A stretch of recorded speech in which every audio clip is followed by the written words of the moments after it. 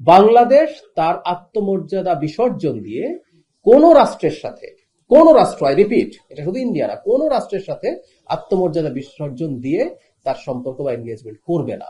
নিশ্চয়ই যাব। আমি এই কথাটা খুব স্পষ্ট করে দিচ্ছি।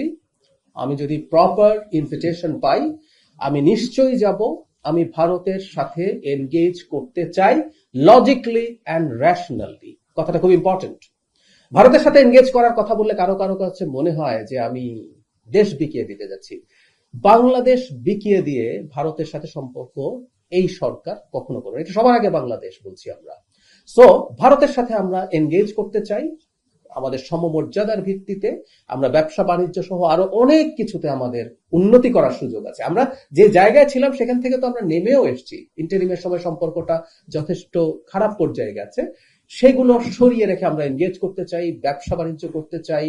আমাদের এক্সচেঞ্জ নানান ফর্মে হতে পারে। শুধু সেটা না, আপনারা জানেন গঙ্গা পানি চুক্তির মেয়াদ শেষ হচ্ছে এই বছরের ডিসেম্বরে।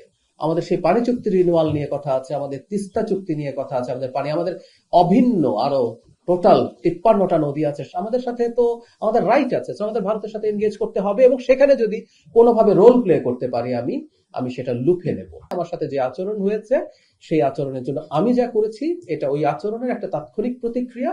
কূটনৈতিক পাসপোর্ট আমি নেইনি মানে অন্য কোনো কারণে না, একটু আচ্ছা নিচ্ছি নেব করতে করতে হয়েছে। কূটনৈতিক পাসপোর্ট কোনো কারণ না, কারণ আমার পাসপোর্টে সার্ক স্টিকার দেয়া হয়েছে। তার মানে কূটনৈতিক পাসপোর্ট যেভাবে কাজ করে সেভাবে এফেক্টিভ হওয়ার কথা। So it's not at all a reason. কেউ কেউ বলছেন এই কূটনৈতিক, আমি যদি কোনোদিনও কূটনৈতিক পাসপোর্ট নাও নেই, আমার কি বিদেশ ভ্রমণ বন্ধ হবে? আমি কূটনৈতিক পাসপোর্ট নিতে কিন্তু বাধ্যও না। ওটা একটা privilege which I can avail. আমি আমার জায়গা থেকে এটা আমি নিতে পারি চাইলে, কিন্তু এটা আমাকে নিতেই হবে এমন কোনো কথা নেই। এবং কেউ কেউ বলার চেষ্টা করছেন যে পাসপোর্ট কারণ ছিল, পাসপোর্ট কারণ ছিল না।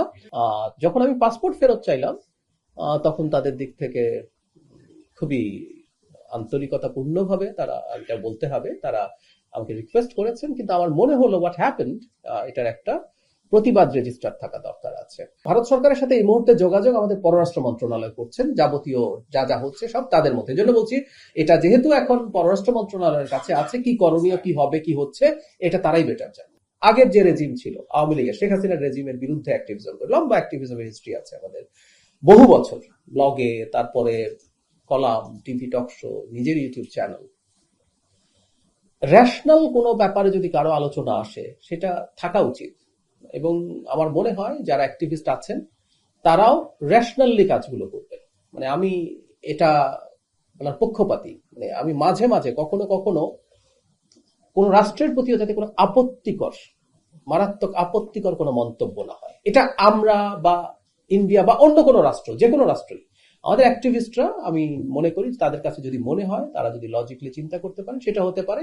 যখন আমি একটা স্টেটের পজিশন নিয়ে গেছি, আমাকে অপেক্ষা করতে হলেও কোথায় অপেক্ষা করতে দেয়া হবে, কারণ তারা একটা পর্যায়ে আমাকে অন্য একটা বেটার জায়গায় নিতে চেয়েছিলেন। তো আমি যাইনি। এখন আমি বললাম আপনার যদি মনে হয় যে এটাই সঠিক জায়গা, আমি এখানে আছি, তার মানে আমি এটুকু বলতে চাইছি আমাকে নিয়ে যদি সমস্যাও থেকে থাকে, আমার সাথে যেভাবে ট্রিট করার কথা ছিল সেটা হয়নি। প্রত্যেক রাষ্ট্রকে এটা মনে রাখতে হবে, একটা স্বাধীন সার্বভৌম রাষ্ট্র যেখানে জনগণের ব্রুট মেজরিটির একটা সরকার আছে।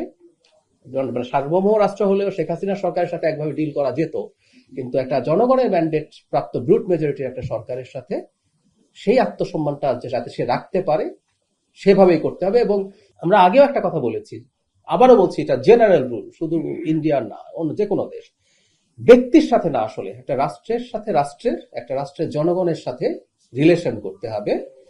এটাই আমরা চাই।